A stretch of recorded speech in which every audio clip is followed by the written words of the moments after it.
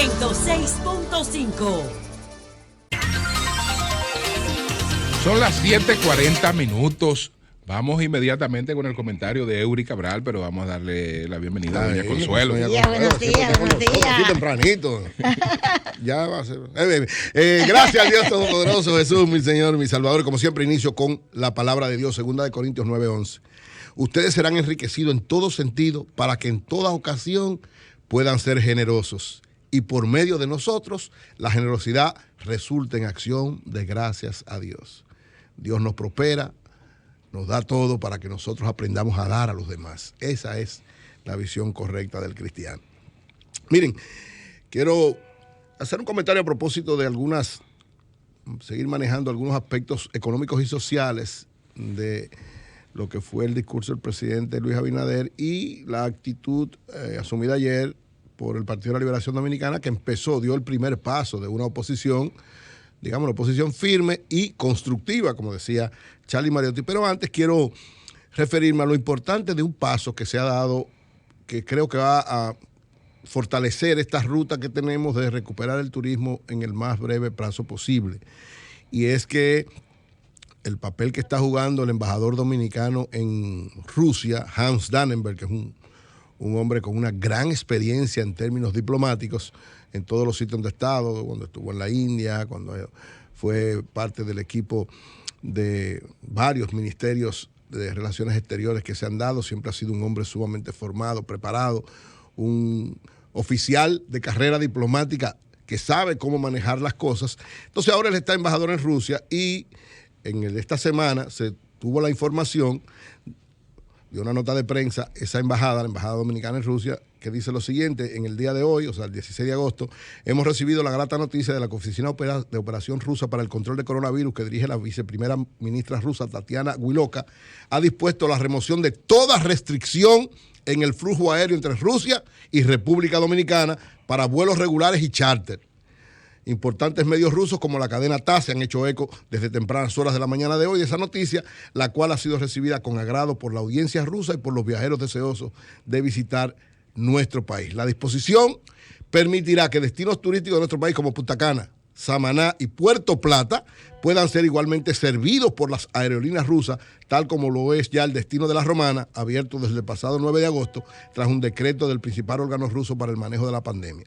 El embajador Hans Dannenberg Castellano, embajador dominicano en Rusia, explicó que la decisión ha sido tomada sobre la base de la situación epidemiológica en cada país, lo que demuestra que las autoridades rusas aprecian el avance en el manejo de la pandemia en el Plan Nacional de Vacunación Dominicano. Igualmente, el diplomático destacó que actualmente, junto a República Dominicana, solamente 2 países del mundo cuentan con el tráfico aéreo totalmente irrestricto de la Federación Rusa. Solo 2. República Dominicana es uno de ellos. Esto se debe, lógicamente, al trabajo brillante que está haciendo el embajador, todo lo que tienen que ver con este trabajo, para Rusia es uno de los destinos, para los rusos, República Dominicana es uno de los destinos turísticos sumamente importantes. En mercados como La Romana, Punta Cana, Puerto Plata, son destinos que tradicionalmente hemos tenido un gran aumento en los últimos tiempos. La pandemia, lógicamente, frenó un poquito esto, pero esta decisión me parece sumamente importante.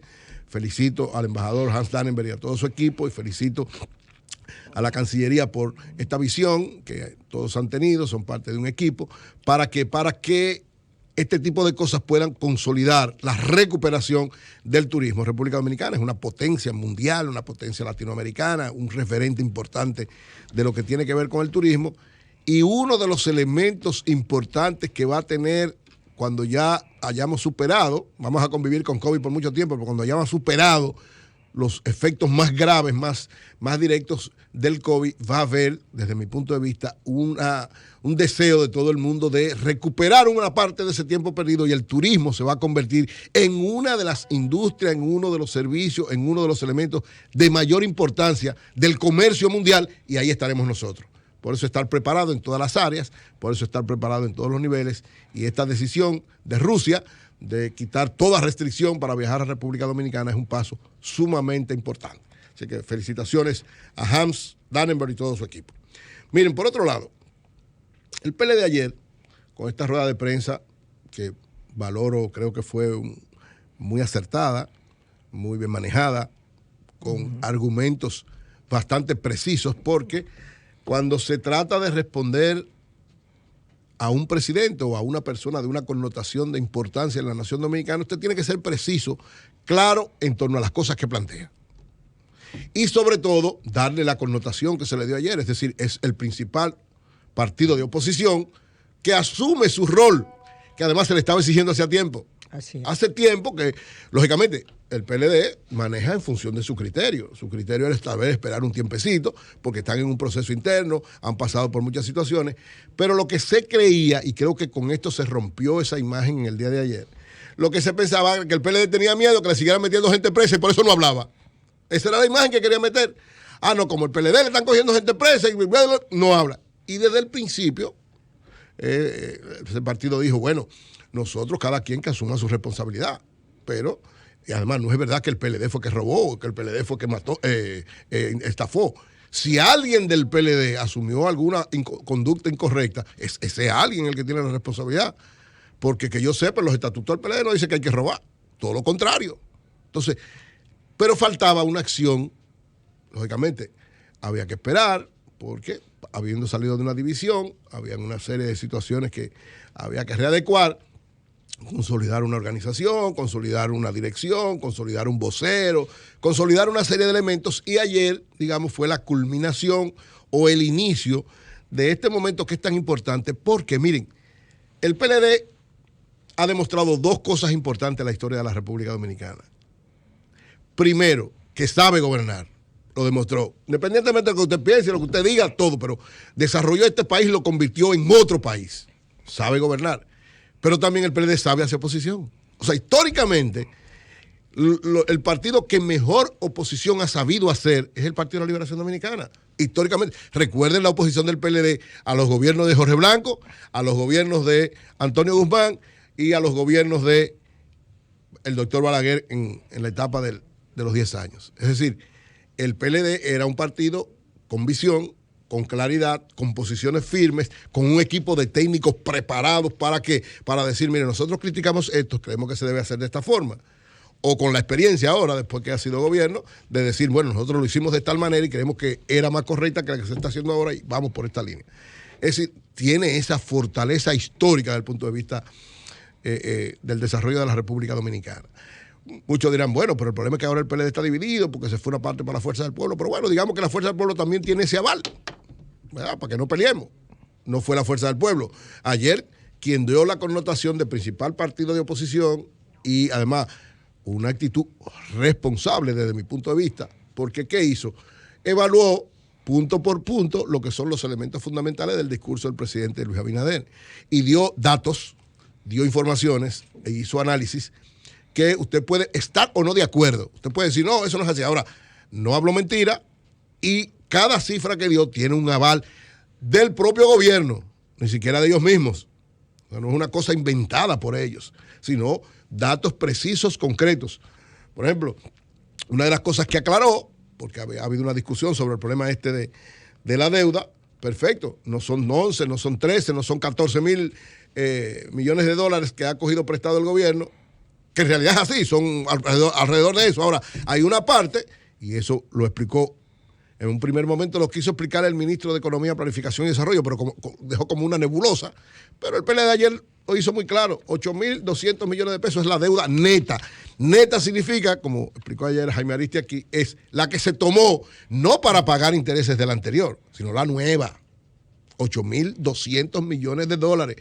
Claro, preciso. Él tiene un equipo, el PLD tiene un equipo de investigación económica, un equipo que experimentado en el Estado Dominicano, que sabe que no se puede poner a hablar disparate, que tiene que tener contundencia, presión y claridad en lo que está planteando. Entonces, una serie de cifras, una serie de planteamientos, claro, algunos políticos también, que usted puede estar o no de acuerdo con esos planteamientos, pero evidentemente está jugando su papel de opositor.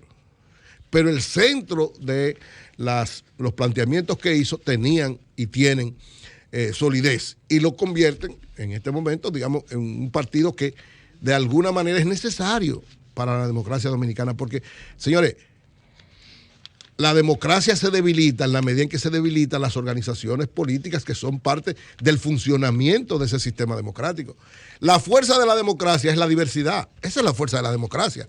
O sea, no podemos tener un solo partido en el gobierno haciendo todo lo que le dé la gana y una oposición que no pueda hacer nada. Lo digo para ahora y lo digo para antes, porque antes, aunque el PLD dominaba todos los niveles del gobierno, lo manejaba el PLD, pero ahora lo maneja el PRM. Es decir, el PLD es verdad que manejaba la justicia, la maneja el PRM. Que manejaba la alta corte, la maneja el PRM. Que manejaba el Congreso, lo maneja el PRM ahora. Ahora, ¿qué es lo importante? Que el PRM, los otros partidos de opositores funcionaban, hacían su trabajo y eso contribuyó a que en un momento, cuando el PLD se dividió, saliera el PLD del poder. ¿Qué tiene que hacer el PLD ahora? Exactamente igual, su papel de opositor.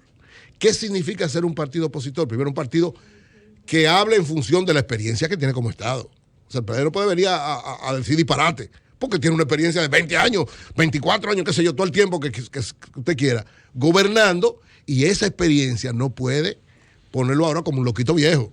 Tiene que saber, contundente, firme. Segundo, un partido que lógicamente tiene deseos de volver al poder, como todos los partidos, todo el mundo, todo el que está en el poder, lo primero, todo el que está se quiere quedar, y todo el que estuvo quiere volver, porque esa es la función básica de los partidos, es dirigir el Estado para ayudar a la mayoría de la población. Algunos se desvían, otros no lo hacen correctamente, pero en el fondo cada partido lo que quiere es eso. Entonces el PLD tiene pretensiones de volver. Aquí puede darse lo siguiente. Mientras el presidente Abinader tenía la luna de miel, los primeros días, ¿verdad? Cuando usted veía que el PLD decía algo, usted nada más recordaba todas estas cosas que decía el presidente Abinader, pero ahora las cosas han cambiado un poco. ¿Por qué? Porque ya se ve la acción del que critica. O sea, usted puede criticar. Ahora, cuando usted actúa contrario a lo que usted ha dicho, la crítica que usted hace pierde fortaleza. Y eso es lo que ha pasado.